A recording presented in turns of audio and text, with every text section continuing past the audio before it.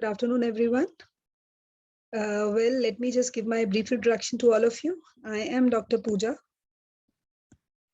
Johari, and today I will be discussing the last minute revision points on a very important topic from examination point of view, which is carbohydrates.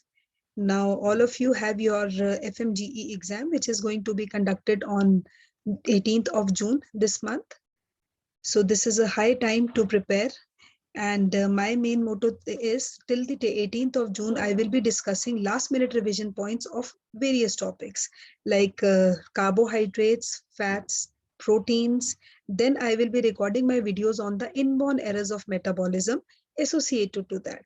Because if you look at the examination pattern, the questions which are mainly asked on are about the inborn errors of metabolism, the rate limiting enzyme, and obviously a little bit about the basic structures and properties. So first of all, how do we define carbohydrates? These are simply the compounds of aldehydes and ketones, which on hydrolysis give aldehydes and ketones only. And ketones.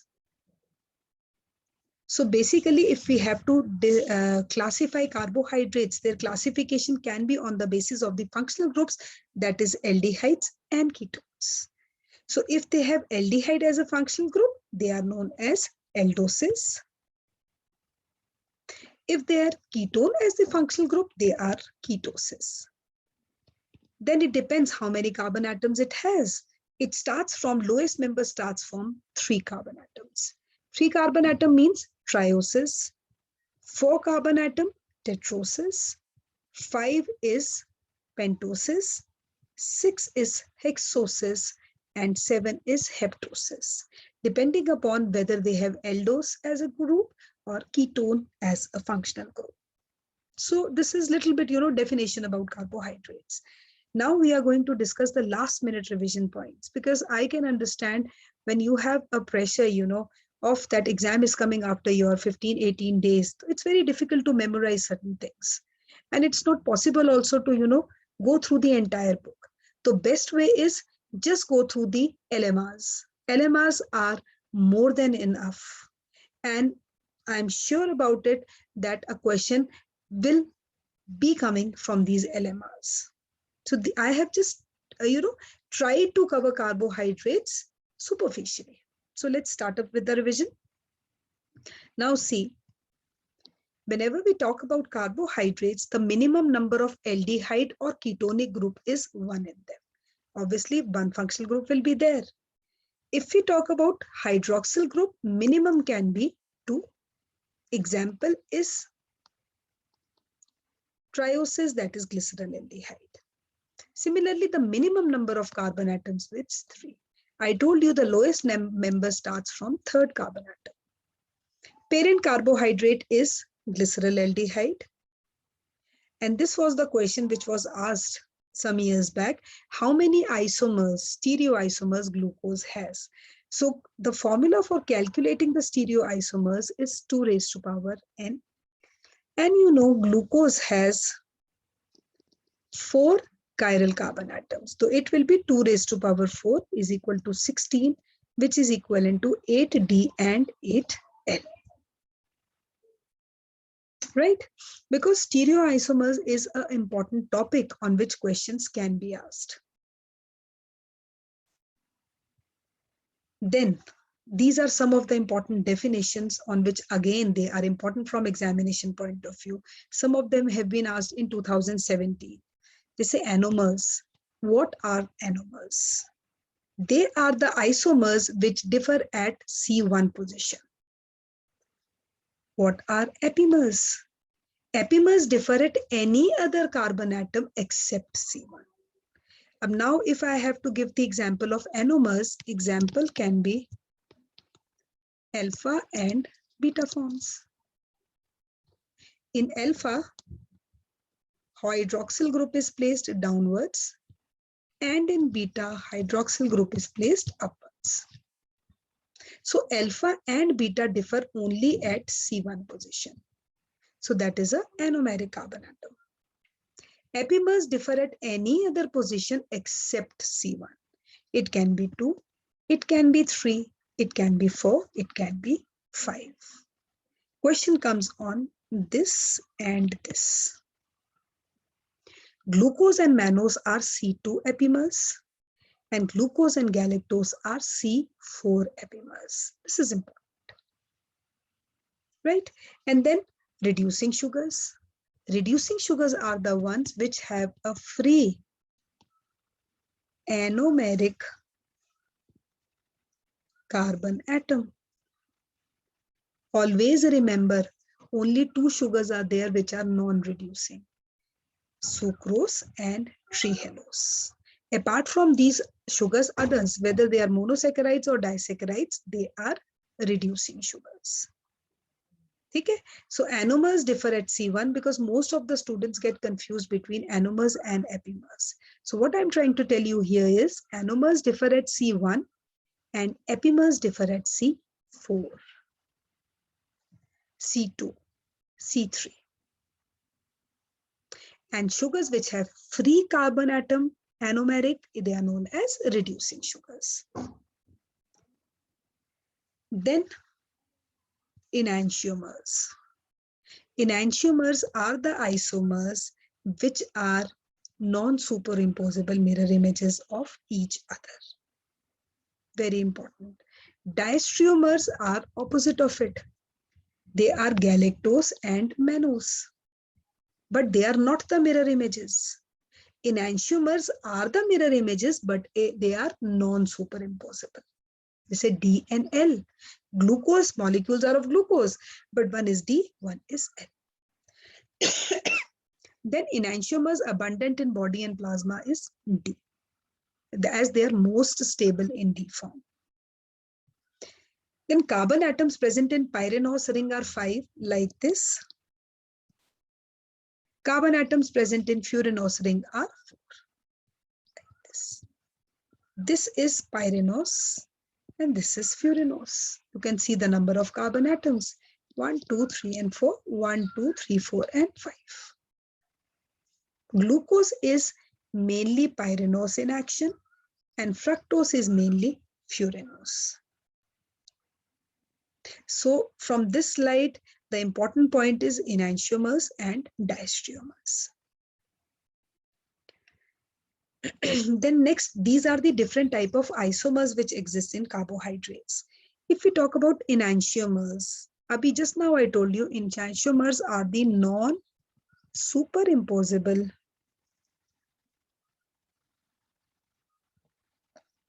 mirror images of each other. Epimers, they differ at any other position except C1, and anomers around the functional carbon atom. And these are the different type of isomers. Then this is again very important. D and L are structural isomers, or they are linked as enantiomers. Small d and small l are optical isomers. There is a difference between optical isomers and stereoisomers. Glucose is always dextrorotatory. That is why we call it as D-dextrose also. Fructose is always levorotatory, and racemic mixture is DL and it is optically inactive. And racemase enzyme interconverts D and L isomers into each other and not D and L. It is a misnomer. Basically, we get confused between racemase. So racemase enzyme is interconverting D and L isomers into each other, not small d and small l. So it is actually a misnomer. And glucose is always stable in D form. That is why it is also known as D-dextrose. Then this is the classification as per the number of carbon atoms. Just now I told you trioses, tetroses, pentoses, hexoses, heptoses, and nanoses. 3 carbon atoms, these are the examples: 4 carbon atom, these are the examples. 5 carbon atom, these are the examples. 6, these. 7, these, and 9 is this. Sometimes a question can be asked, give an example of aldotriose. Aldose group. 3 carbon atoms, glycerolaldehyd. So aldotriose is glycerolaldehyd, ketotriose is dihydroxyacetone. So this is the classification as per number of carbon atoms. Then just now I told you solution of glucose is dextrose, as glucose is more stable in this form. And glucose is the main source of energy for the brain, RBCs, retina, renal medulla, and testes, because glucose gives energy. And if we talk about RBCs, RBCs have glucose as the energy source in the fed state, as well as fasting state, and during starvation. Because RBCs lack mitochondria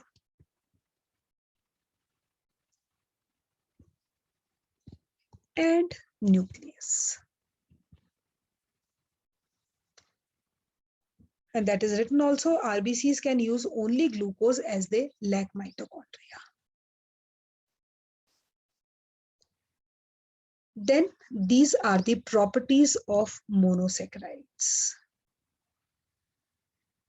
Oxidation as well as reduction. Again, this is a very important question which has been asked in the exam.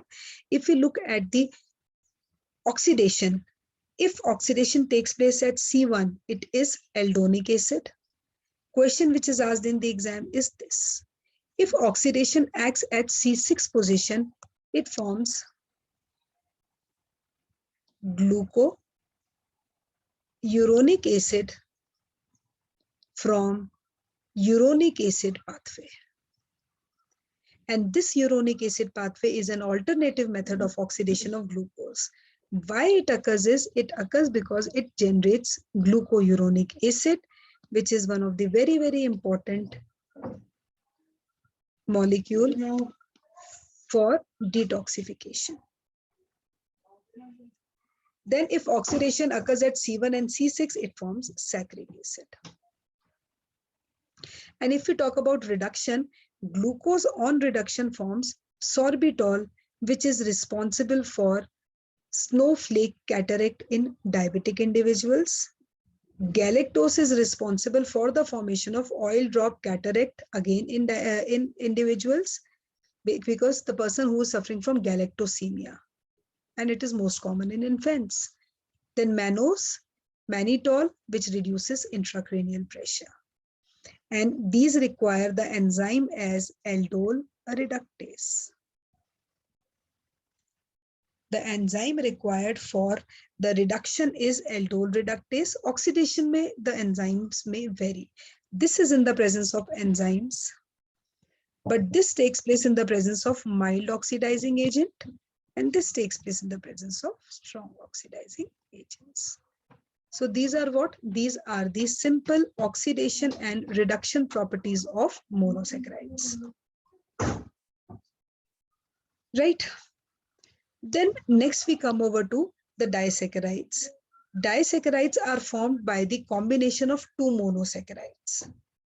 As you can see here, this slide is self-explanatory within itself. Maltose, lactose are reducing. Isomaltose is reducing, whereas sucrose and trehalose are not reducing, because the reaction is between the functional groups. Maltose is formed of 2 molecules of glucose. Lactose is formed of 1 molecule of glucose plus 1 molecule of galactose. Sucrose, glucose and fructose, and trehalose, glucose plus glucose. So this is again the brief classification of disaccharides as per their reducing nature, as per their number of bonds. Then the most important question from examination point of view are the qualitative tests. This question has been asked in the exam so many times. Molish test is a confirmatory test for every carbohydrate. It will be given and the question is asked like this, ki all carbohydrates give a positive which test? So that is Molish test. Benedict's test is for reducing sugars. Barfoit's distinguishes between mono and disaccharides. And Selvanov's test distinguishes between aldehyde and ketone because it is given by ketone sugars. So the test to differentiate monosaccharides and disaccharides are Barfoit's test and Murray's test. Test to differentiate aldose and ketoses are Selvanov's rapid furfural and Fulger's test. Test to detect deoxy sugar is Filgen staining. For pentoses, it is Biles test. For galactose, it is Mucic acid test. And for reducing sugars, it is Benedict's test. And Benedict's test is also known as a semi-quantitative test, as it distinguishes as per the color of the reaction, tells us about the composition or concentration of the sugar. If sugar is more than 2%, it gives a red color, a red or orangish color. It starts from yellow to green to reddish orangish. Then this is again one of the very important property of the reducing sugars. They have a tendency to form crystals. They say glucose, fructose, mannose form needle-shaped crystals. Galactose forms a rhombic plate, or you can say thorny edge-like crystals. Maltose forms sunflower-shaped crystals, and lactose forms powdery puff-like crystals. This is again a very important slide from examination point of view. Sucrose never form osazones, as it is a non-reducing sugar.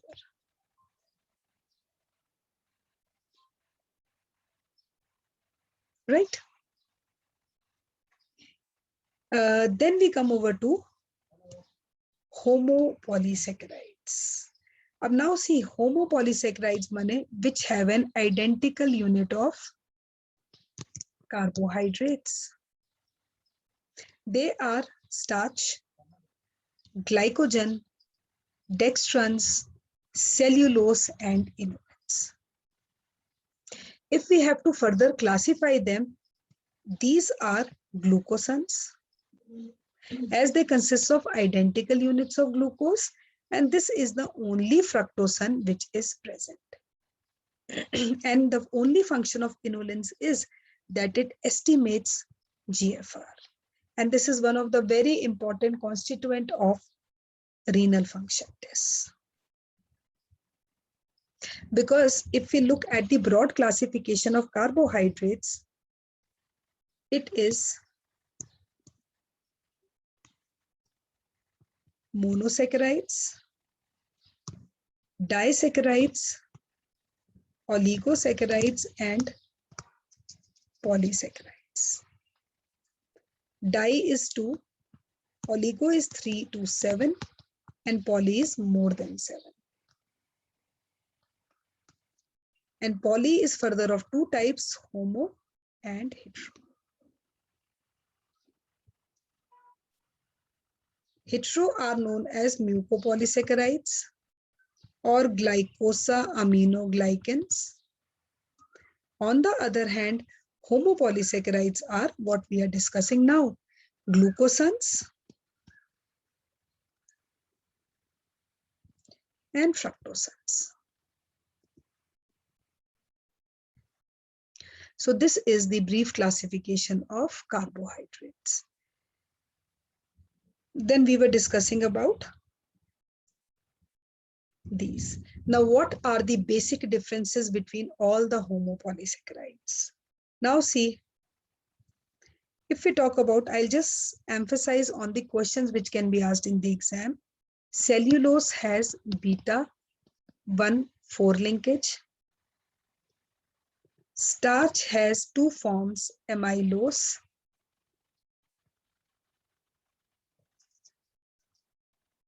and amylopectin. Amylose is linear. Amylopectin is branched and less soluble. Why it is less soluble? Because it has alpha 1,4 as well as alpha 1,6 linkage. Glycogen, on the other hand, the main importance of glycogen is that in this, if we have to differentiate between starch and glycogen, branching appears after every 10th to 12th residue.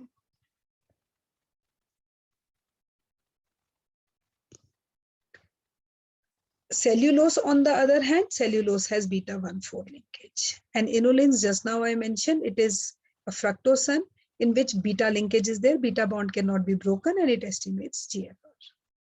Starch gives blue color with iodine. Glycogen gives a red color with iodine. Then another important topic from examination point of view, what is the difference between the type of fibers?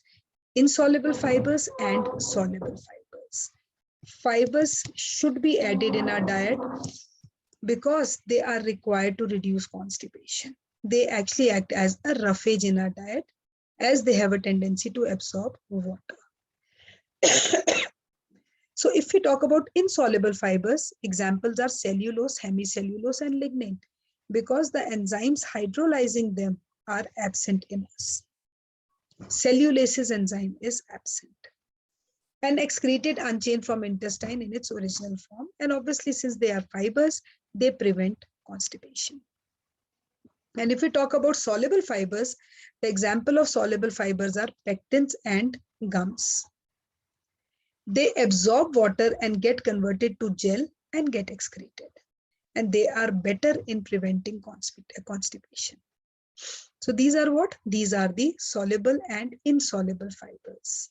The question which can be asked in the exam would be, 4 options would be given to you and you have to find out which is a soluble or insoluble one.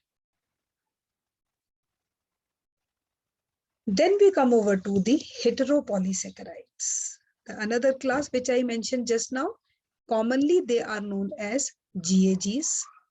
Why they are known as GAGs? Glycosa aminoglycans. Their main important features are they have uronic acid and they have amino sugars in them. These are the 2 important components. Keratin does not have uronic acid. This was the question which was asked in the exam. Keratin lack uronic acid and amino sugars are present. Whether sulfation is there, whether it is at C2 position or 4 position, that depends. But overall, glycosaminoglycans are the ones which have uronic acid as well as amino sugars. And they are also known as mucopolysaccharides because they are present wherever mucus is present. Like synovial fluid is there. Cornea is there. Okay. So this is the brief table explaining about the different GAGs. Say hyaluronic acid is a very important heteropolysaccharide whose amino sugar is glucosamine. Uronic acid is glucouronic acid, and it is present in the synovial fluid and vitreous humor. Then chondroitin sulfate, it is of 4 types, A, B, C, and D. The difference is regarding the position of the sulfate. And it has galactosamine 4-sulfate and it has glucouronic acid. And location is cartilage, bone, tendons, or ligaments. This chondroitin sulfate B is also known as dermatan sulfate because it is present in the skin. It should be keratin sulfate, not keratin, keratin. This is the only mucopolysaccharide which does not have a uronic acid. As you can see here, in uronic acid, galactose is there. And it is present in cornea and the connective tissue. Then dermatan sulfate is nothing but chondroitin sulfate B, which has these components. Then other examples of heteropolysaccharides are heparin, is again one very important example, and the blood group substances. Right? And the most important aspect about these heteropolysaccharides is that if any of the enzymes is absent, it leads to accumulation of that particular mucopolysaccharide in urine, leading to mucopolysaccharidosis. Now, these are again some of the very, very important points about them. Most widely distributed GAG is dermatan sulfate. Most abundant GAG is chondroitin sulfate. Highest negative charge is on heparin. Hyaluronic acid does not have a sulfate. Keratin sulfate has no uronic acid. And keratin sulfate is required for corneal transparency. And the longest GAG is hyaluronic acid, hydrolyzed by enzyme hyaluronidase.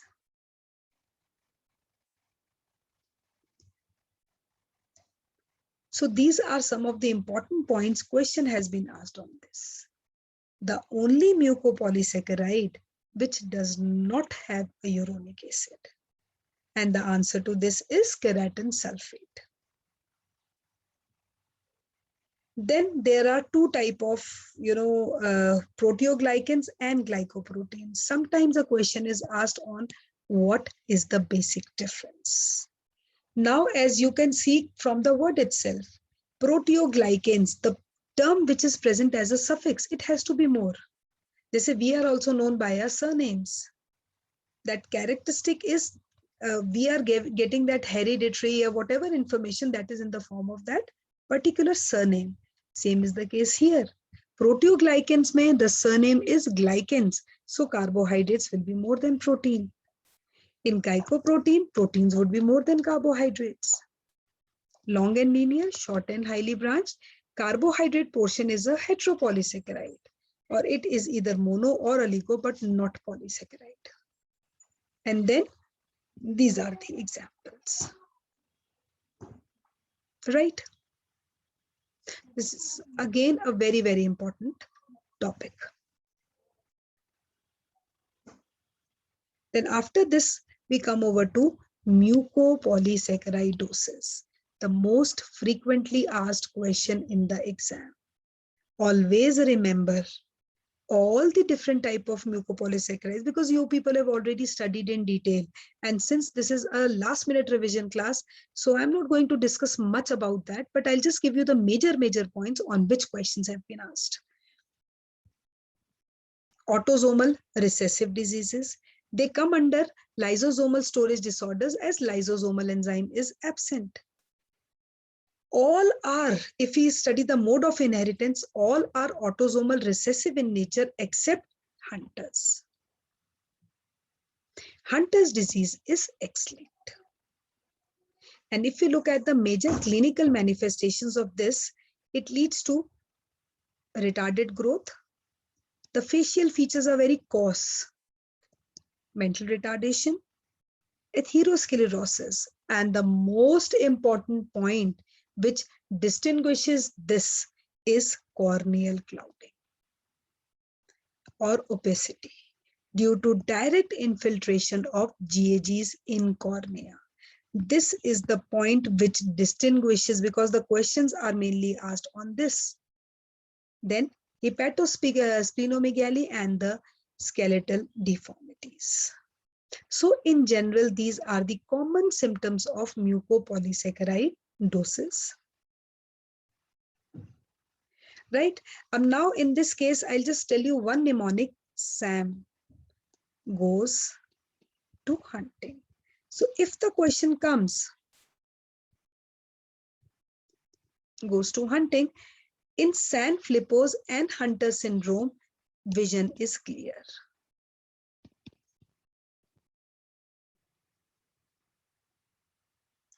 Except Sanfilippo's and Hunter syndrome, there is corneal clouding or vision will be not clear. This is very important. Right? And I'll just show you two questions also related to that so that it will be more clearer to you. So in Sanfilippo's and this vision is clear. And if Hurler syndrome is there or any other syndrome is there, there will be corneal clouding. Right? Then these are some of the questions related to this. Molish test is positive in all except. Just now I told you, Molish test is a confirmatory test for carbohydrates. So the answer would be wherever carbohydrate is there, it will be the answer. It is asking in all except. In, now see glycoproteins, first of all, carbohydrate is there. Sucrose is there. Muco is there. From where? Mucopolysaccharides. The only leftover is phospholipids. Phospholipids, which are a class of conjugate lipids. So they won't give a positive test. Then question number 2, dietary fiber is rich in. Now you see here, it is pectin, which is a soluble dietary fiber.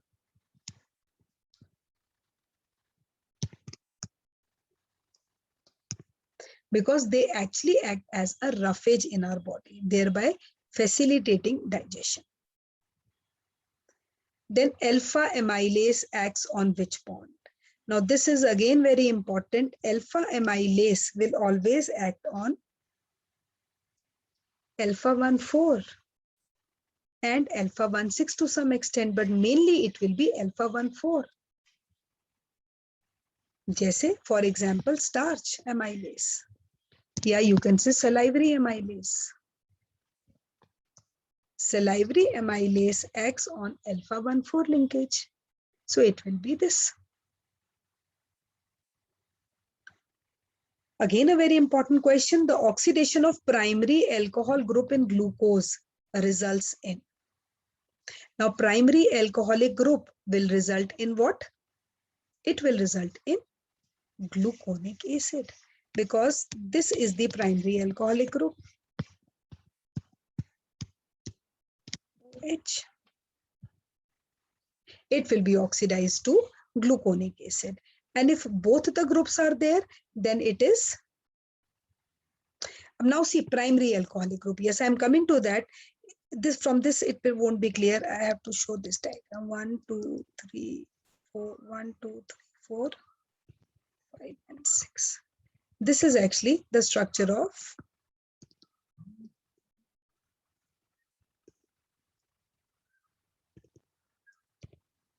glucose.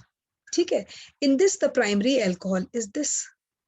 So obviously, the oxidation will result into glucouronic acid and not gluconic acid. Why? Because glucouronic acid is produced as a result of uronic acid pathway.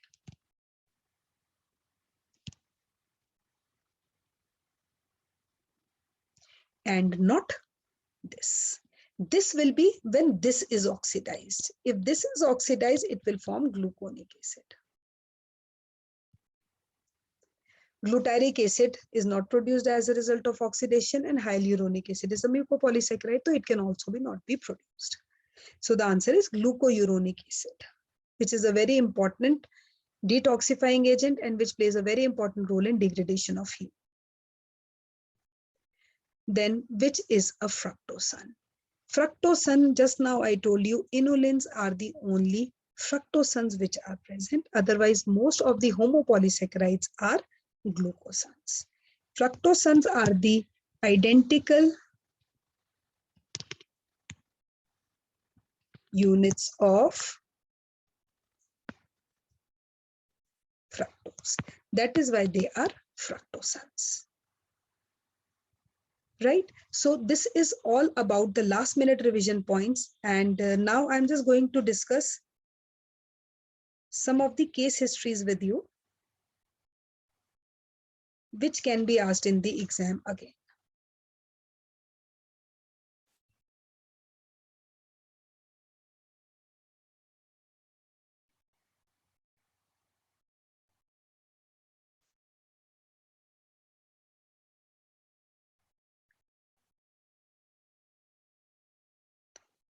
I'll have to go out files.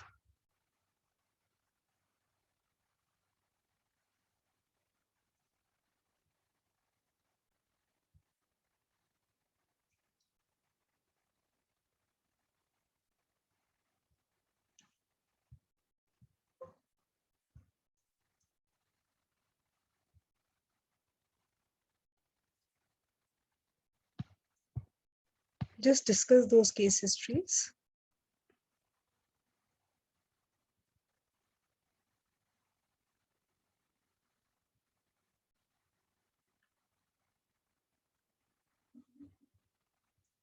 So that it will be more clearer to you.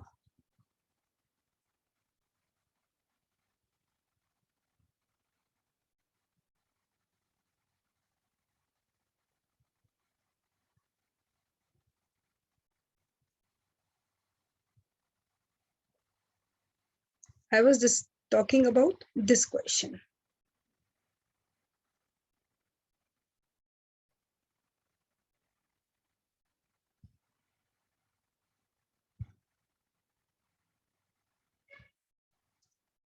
See, a 4-year-old boy with mental retardation, dystosis, multiplex facial features, but clear cornea.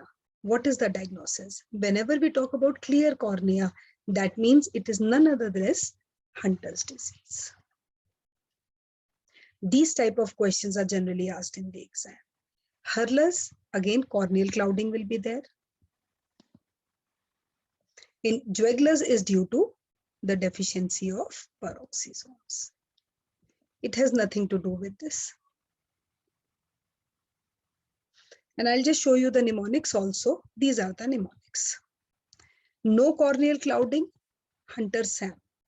No visceromegaly, Sam goes to Moscow. No mental deficiency, Sam may go to Moscow. Morqueus syndrome is also involved. And common features are short stature, dystosis, and mucopolysaccharide urea.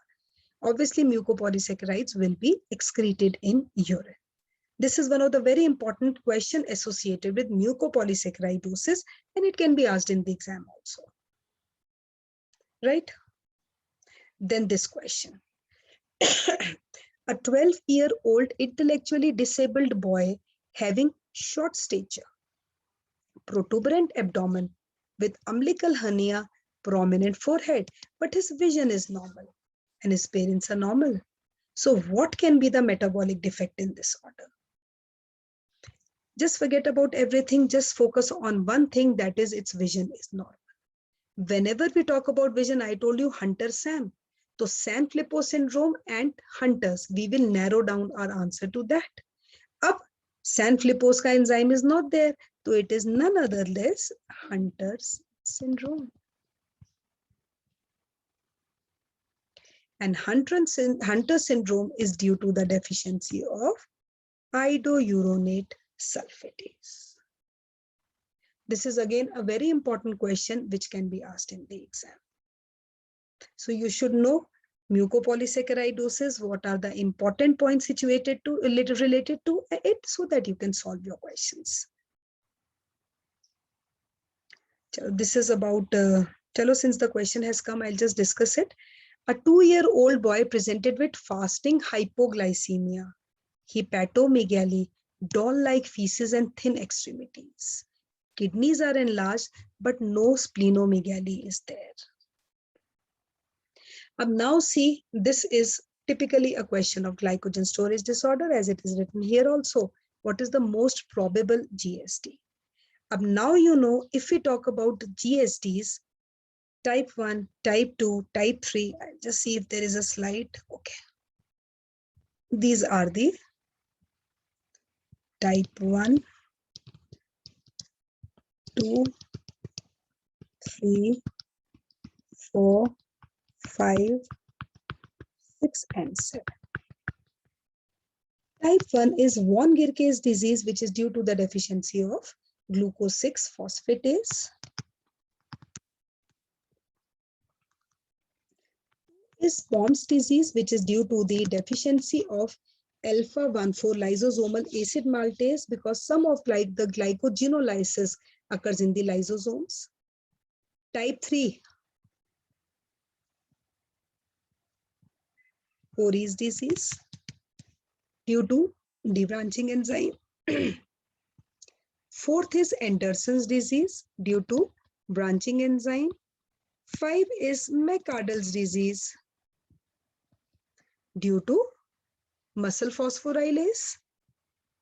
Hirsch's disease, liver phosphorylase, and 7 phosphofructokinase. Out of these, PMT is glycogen storage disorder, right, which is related to muscles. And then after this, these are the rest of the diseases. Now, doll-like feces. Doll-like faces is a characteristic feature of von Gierke's disease, which is due to the deficiency of glucose 6 phosphatase. Because for every glycogen disorder, there has to be a characteristic feature attached to it. So here, the answer is type 1 GSD. And this is the characteristic feature of von Gierke's disease. Doll-like faces are there. Abdomen is protuberant, hepatomegaly, but no, as you can see here, no splenomegaly is there. And short stature is there, and then obviously renomegaly is there. So this is type 1 glycogen storage disorder. Right? Then another question associated to glycogen storage, a 2-year-old child presented with hepatosplenomegaly, failure to thrive, and progressive cirrhosis with portal hypertension. What is the diagnosis? Portal hypertension, a typical feature of Anderson's disease, which is type 4. Anderson's disease, clinically variable, classic is progressive cirrhosis of the liver, and it's manifested in the first 18 months of the life. And this cirrhosis progresses to portal hypertension, ascites, and esophageal varices is also a characteristic feature of this. And it leads to liver failure and leads to death by 5 years of age. So I hope this is clear to all of you. So today we tried to cover maximum questions on, or you can say maximum points on carbohydrate basic structure. And these were the LMRs. In the next video, I will be discussing the LMRs related to carbohydrate metabolism. And this carbohydrate metabolism, LMRs will include mainly the rate limiting enzymes, rate committed enzymes, and the most important thing about this is inborn error of metabolism related to them. Because these are the questions which have been asked in the exam, and biochemistry as a whole covers a lot of weightage. So you cannot ignore anything. But I'm not telling you to go into that much detail also, but yes, whatever is being discussed in the video, just try to revise that, memorize that, and then go for your exam. Because these are the topics on which questions will be asked. And then I will be discussing enzymes because enzymes पे competitive inhibition and non-competitive में direct form questions come. Then LMRs off, followed by proteins and fats, and then molecular biology. So before you go for your exam, most of the topics will be covered. So wishing you all a very best of luck, best wishes.